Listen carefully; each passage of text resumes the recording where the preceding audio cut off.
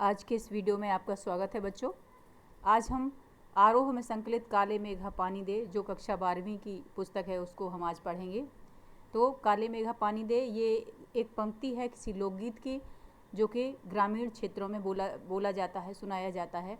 इसमें मेघों से प्रार्थना की जाती है कि वे पानी बरसाएं। यहाँ एक परंपरा का उल्लेख करते हुए लेखक इस पाठ को शुरू करता है। वो कहता है कि इन लोगों के दो नाम थे, इंदर सेना या मेढक मंडली। जिनकी वो बात कर रहा है वो या तो इंदर सेना कहलाते थे या मेढक मंडली कहलाते थे। उनका स्वरूप कैसा होता था, हालांकि इन नामों की चर्चा एक सेंटेंस में वो करता है। वो बोलता है कि ये दोनों ही एक दूसरे के विपरीत नाम हैं। जो लोग उनके नग्न स्वरूप, शरीर, उनकी उछल कूद, उनके शोर शराबे और उनके कारण गली में होने वाले कीचड़ कांदों से चिढ़ते थे, वे उन्हें कहते थे मेढक मंडली।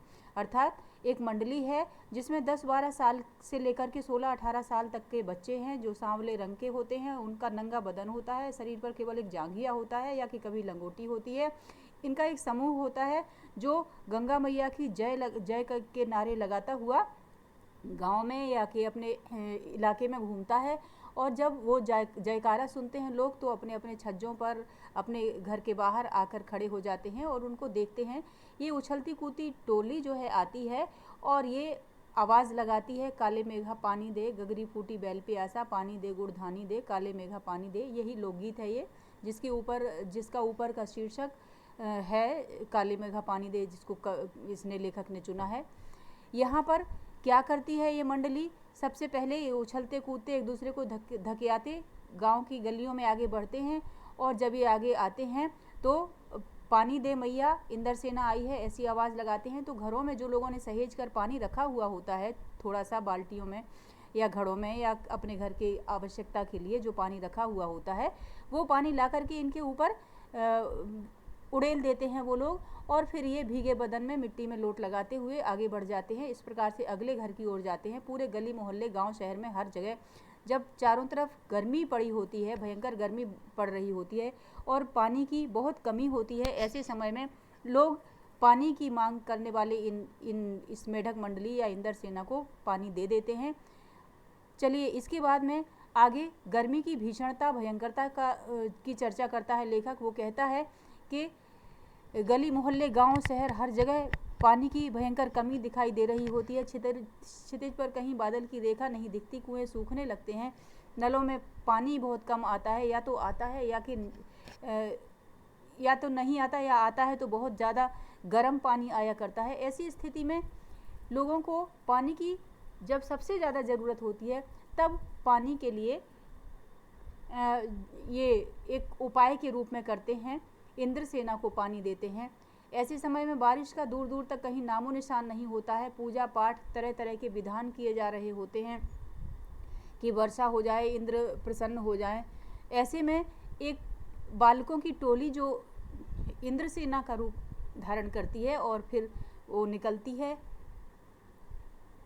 यहाँ पर फिर लेखक कहता है कि एक बात मेरी समझ में नहीं आती कि जब चारों तरफ पानी की इतनी कमी है, ऐसे में सब लोग मुश्किल से पानी इकट्ठा करते हैं और उसको बहुत सहेज के खर्च करते हैं, बहुत ज़रूरी काम में ही उसको खर्च करते हैं।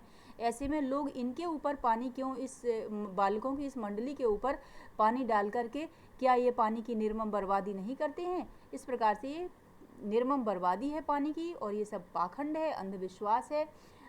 और ये जो एक सुधारवादी हैं, एक समाज सुधारवादी व्यक्ति थे लेखक, बचपन की बात है जब ये किशोरावस्था में थे तो उस समय की ये बात है। तो वो कहते हैं कि मैं एक प्रगतिवादी विश्वासों को रखने वाला हूँ, इसलिए मैं कहता था कि ये ऐसे ही अंधविश्वासों के कारण से हम अंग्रेज़ों के गुलाम हो गए हैं, पिछड़ गए हैं वगैरह ऐसी बात। इसके बाद अपने बारे में परिचय देता है लेखक कहता है कि बचपन में आर्य समाजी संस्कार मेरे अंदर थे और एक कुमार सुधार सभा नाम की एक जो समिति बनी हुई थी उसके ये उपमंत्री थे, इसलिए समाज सुधार का जोश इनके अंदर बहुत भरा हुआ था। तो इस कारण अंधविश्वास के खिलाफ लड़ने को ये हमेशा तैयार रहते थे। ये बात भी, इंदर सेना या मेढक मंडली जो है ये भी अंधविश्वास का ही एक हिस्सा है, इसलिए ये इसके विरोध में रहते थे हमेशा। लेकिन एक विचित्र सा विरोधाभास इनके जीवन में दिखाई देता है। वो कहते हैं कि मुझे बचपन में जिससे सबसे ज़्यादा प्यार मिला वो एक जीजी थी। हालांकि रिश्ते में इनकी कोई सगी नहीं थी, लेकिन फिर भी ये जीजी जो है इस लेखक को बहुत प्रेम करती थी, हमेशा अपने पास रखती थी। हमेशा हर रीति रिवाज, तीज त्यौहार, पूजा अनुष्ठान, हर एक बात में उनको ही आगे रखती थी, लेखक को आगे रखती थी। क्यों? क्योंकि वो चाहती थी कि हर कार्य, हर धार्मिक या हर पवित्र कार्य इसके द्वारा किया जाए, ताकि सारा उसका जो श्रेय है, उस अनुष्ठान का जो पुण्य है वो इनको प्राप्त हो, इसलिए सारे काम इनसे करवाती थी। तो इस प्रकार से विरोधाभास है कि एक ओर तो ये अंधविश्वासों के खिलाफ अपने तर्कस में तीर लेकर के घूमते हैं, दूसरी ओर वे सारे विधि विधान जीजी की खुशी के लिए करते हैं, जो कि करना इनके आर्य समाजी संस्कारों के बिल्कुल विपरीत है, फिर भी ये ऐसा करते हैं। आगे ये जब मेढक मंडली करके एक जो मंडली आती है इनके घर के बाहर, तो इनको पानी देना होता है, बाल्टी भर पानी इनके ऊपर फेंकना है। जीजी चाहती हैं कि स्वयं ये लेखक अपने हाथों से इस पर पानी फेंकें। इसके लिए वो जीजी बाल्टी भर पानी लेकर के आती हैं, अपने बूढ़े थरथराते डगमगाते पैरों से वहाँ तक बाल्टी लेकर के आती हैं और चाहती हैं कि पानी फेंके लेखक, लेकिन लेखक नहीं फेंकता और गुस्सा हो जाता है, नाराज़ हो जाता है, मुंह फेर कर बैठ जाता है। ऐसे में वो पहले तो नाराज़ होती हैं, लेकिन फिर वो कहते हैं कि उन जीजी का गुस्सा बहुत देर तक नहीं रहता। आखिरकार वो अपना गुस्सा छोड़ देती हैं और प्यार से इनके पास बैठती हैं और समझाती हैं कि देखो, वो बताती हैं कि ये अंधविश्वास नहीं है, मेरी बात सुनो, ये अंधविश्वास नहीं है। जीजी ऐसे प्यार से समझाती हैं।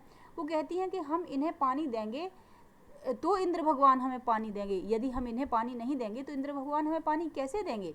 तो फिर और आगे कहती हैं कि वो उसको किस आध्यात्मिक दृष्टिकोण से समझती हैं, उस बात को लेखक से भी शेयर करती हैं, समझाती हैं। वो कहती हैं कि यह पानी का अर्घ्य चढ़ाना है। ये जो इस बालकों की मंडली को हम पानी देते हैं, ये एक प्रकार से पानी का अर्घ्य चढ़ाते हैं। और एक सिद्धांत ये भी है कि जो चीज़ मनुष्य पाना चाहता है, उसे पहले उसको दान करना पड़ता है, उसको देना पड़ता है। इसी को दान कहते हैं। ऋषि मुनियों ने इस दान को सबसे ऊंचा स्थान दिया है।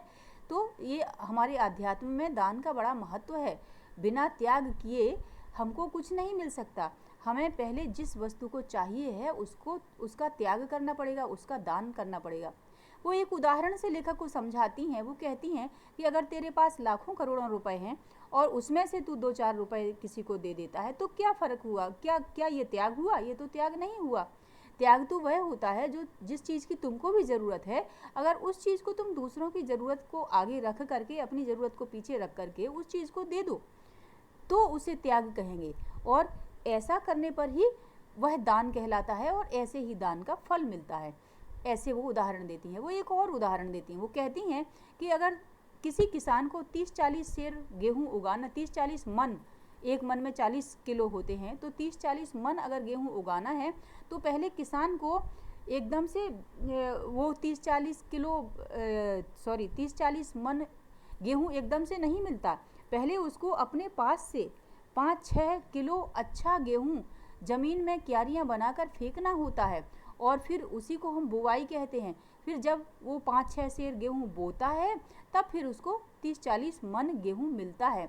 कई गुना कहने का मतलब है कि कई गुना गेहूँ उसको मिलता है। अर्थात जब हम थोड़े से का त्याग करेंगे, आवश्यकता के समय में हम थोड़ी सी वस्तु का त्याग करेंगे, तो फिर वो कई गुनी मिल करके हमको प्राप्त होगी, कई गुनी होकर के हमको प्राप्त होगी।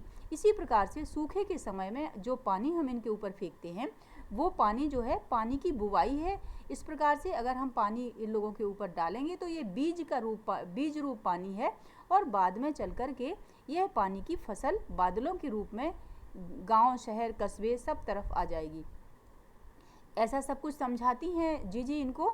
और फिर वो कहती हैं कि जैसा राजा होता है, यथा राजा तथा प्रजा ही एक कहावत नहीं है। सच ये भी है कि जैसी प्रजा होती है वैसा राजा भी हो जाता है। यहाँ कहने का तात्पर्य ये इंद्र देव से है कि यदि प्रजा अच्छी होगी, अर्थात ये हम इंसान लोग, हम मनुष्य जो है अच्छे होंगे, हम मनुष्य पानी का दान करेंगे, तो हमारा राजा इंद्र भी, जो पानी का राजा कहा गया है, वह भी हमको उससे प्रसन्न होकर के हमको दान देगा। तो अगर हम लोग अच्छे होंगे, हम मनुष्य अच्छे होंगे, दानी होंगे, तो इंद्र भगवान भी हमारे ऊपर जल वृष्टि करेंगे। फिर वो गांधी जी महाराज की बात भी करती हैं, गांधी जी का महाराज का प्रसंग छेड़ती हैं। वो कहती हैं यही तो गांधी जी महाराज भी कहते हैं। फिर गांधी जी को कैसे जानती हैं, इस बात के बारे में लेखक थोड़ी सी चर्चा करता है। वो कहता है कि जीजी का एक लड़का राष्ट्रीय आंदोलन में पुलिस की लाठी खा चुका है, तब से जीजी गांधी जी की बात अक्सर करने लगी हैं, गांधी जी महाराज के बारे में जानने लगी हैं। तो ये बात होती है। फिर इसके बाद में लेखक उस संदर्भ को आज याद करता है। आज वो आज के रिफरेंस में, आज के प्रसंग और संदर्भ में उस दान की बात को यहाँ रिलेट करता है, संबद्ध करता है। वो कहता है कि कभी कभी कैसे कैसे संदर्भों में से ये बातें मन को कचोट जाती हैं। आज हमें वो बात याद आती है कि हमें कुछ पाना है तो पहले कुछ देना होगा। इस सिद्धांत को जानने वाले हमारे बुजुर्ग थे, हमारे पूर्वज थे, और उस सिद्धांत को आज हम क्यों नहीं मानते हैं। हम आज देश के लिए क्या करते क्या हैं? हम कुछ नहीं करते और मांगे हर क्षेत्र में बड़ी बड़ी करते हैं। हमारी अपेक्षाएं बहुत बड़ी बड़ी हैं, लेकिन जहां अपने हिस्से का कर्म करने की, अपने हिस्से का त्याग करने की बात आती है तो वहां हम पीछे हट जाते हैं। जिस प्रकार से 5-6 सेर गेहूँ पहले किसान त्याग करता है, तब उसको कई मन गेहूँ मिलता है, उसी प्रकार से आज हमें भी ज़रूरत है कि हम पहले अपने स्वार्थों का त्याग करें, उसके बाद में हमारे भी हितों की बात आएगी, हमारे हित भी पूरे होंगे। तो हम एक दूसरों के भ्रष्टाचार की बातें बड़ी मन लगा लगा करके, चटखारे ले ले करके करते हैं, लेकिन जब बात हमारी आती है तो हम भी उस भ्रष्टाचार का अंग बन गए होते हैं। इस बात की ओर हमारा ध्यान नहीं जाता। हमें ये भी देखना चाहिए कि जिस भ्रष्टाचार का हम विरोध कर रहे हैं, क्या उस भ्रष्टाचार के हम अंग तो नहीं बन रहे हैं, हम उसका एक हिस्सा तो नहीं बन रहे हैं। जब ऐसा होगा तभी हमारी सारी अपेक्षाएं पूरी होंगी। काले मेघा के दल उमड़ते हैं, पानी झमाझम बरसता है, पर गगरी फूटी की फूटी रह जाती है, बैल प्यासे के प्यासे रह जाते हैं। आखिर कब बदलेगी यह स्थिति? लेखक एक प्रश्न के साथ में इस प्रसंग को बंद करता है, इस प्रसंग का अंत करता है। वो कहता है कि वर्षा तो होती है, बादल तो उमड़ते हैं, पानी भी झमाझम बरसता है, मतलब सब और प्रगति है, खुशहाली है, फिर भी कुछ लोग जो है, कुछ लोगों की गगरी फूटी क्यों रह जाती है? क्योंकि उनके अपने व्यक्तित्व के अंदर बहुत सारी कमियां। यहाँ गगरी फूटी होने का तात्पर्य है व्यक्तित्व की कमियों के कारण लोगों का सफल नहीं होना, तो उनके बैल प्यासे रह जाते हैं, उनकी गगरी फूटी रह जाती है, जो कि इस समय दान नहीं करते, जिन्होंने अपने हिस्से का त्याग नहीं किया होता। और ये स्थिति तभी बदलेगी जब लोग बदलेंगे, उनका रवैया बदलेगा, उनका सोच बदलेगा, उनका व्यवहार बदलेगा। इसके साथ ही आज का ये वीडियो यहीं समाप्त करती हूँ। धन्यवाद। आपके लिए यदि ये उपयोगी साबित हो ये वीडियो तो अपने फ्रेंड्स को भी शेयर कीजिए। Thank you very much. एक नए वीडियो के साथ मैं फिर उपस्थित होती हूँ। धन्यवाद।